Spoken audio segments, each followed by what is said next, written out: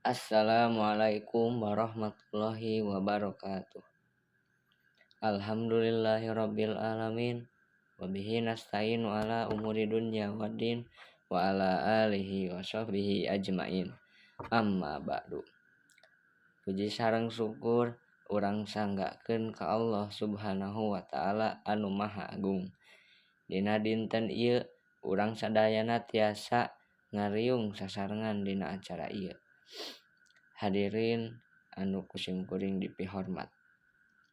Ti payun hatur nuhun ka pangjajab acara anu parantos masihan waktos sareng kasempatanana teu hilap oge ka para hadirin anu kusim kuring dipihormat. Sim kuring salaku wawakil ti kelas 10 TKR 1 ngadeg di ieu tempat bade sanggem ngadugikeun biantara anu ngabantu jejer fungsi kupling mobil. Fungsi utama kupling atau clutch nyaeta pikeun ngajaga rotasi mesin sareng ngabantos kinerja transmisi. Salian ti eta, fungsi kopling dina mobil nyaeta salaku media anu nyambungkeun jeung megatkeun rotasi mesin tina transmisi.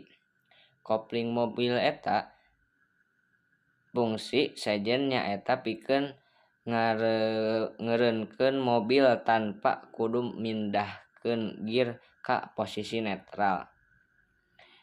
Fungsi sejen tina clutch mobil teh nyaeta bisa ngajaga mobil eureun sanajan mesin jalan. Hadirin anu dipihormat, dina katerangan nu di luhur bisa dicindenkeun yen kupling teh nyaeta pikeun ngajaga rotasi mesin sareng ngabantos kinerja transmisi. Hadirin anu kusim kuring dipihormat, rupina sakitu biantara anu kusim kuring dipaparkeun mugia aya manpaatna. Hampunteuna bilih aya basa anu kirang maranah. Wabillahi taufiq wal hidayah. Wassalamualaikum warahmatullahi wabarakatuh.